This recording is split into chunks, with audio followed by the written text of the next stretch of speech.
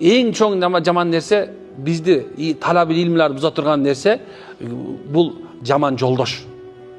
Жаман жолдош сенин убактыңды жегенден башка пайда болбойт. Ким менен жүрөсүң, ким менен подружкасың, ким менен доссуң карагын.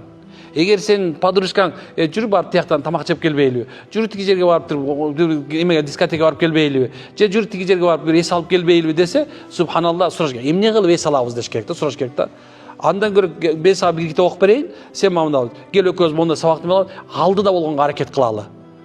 Эгерде ошол алдыга сен жүткүндө турган дос болбосо, демек сен андан үзүлгөнүң, ошо жалгыз жүргөнүң жакшыраак болуп эсептелет. Дайыма унутпагыла. Силерге дайыма позитив бере турган, ошол эмеде субханалла сизге жакшылык бере турган бул сенин ата-энеңер. Колдой турган да ата-энеңер.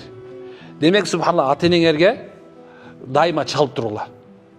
Бул силердин убактыңарды дагы үнөмдөйт, билесиңерби? Анткени себеп качан ата-эне силерге дуа берип атканда, ата-эне силерге субханалла дуа кылып атканда да, ошолордун дуасынын берекети менен силердин убактыңарга да береке келет, унутпагыла.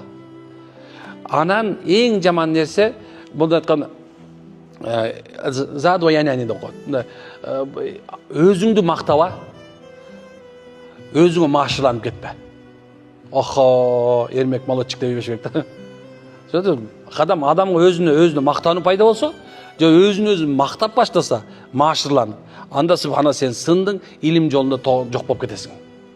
Мына ушул нерсе жөнөкөйлүк, жумшактыкты, анан эң биринчи салам бергенди, аны кечиргим, сага жаманчылык кылган адам кечиргиле, мына бул дагы субхана ошол тайм менеджменттин ичинде болуп эсептелет.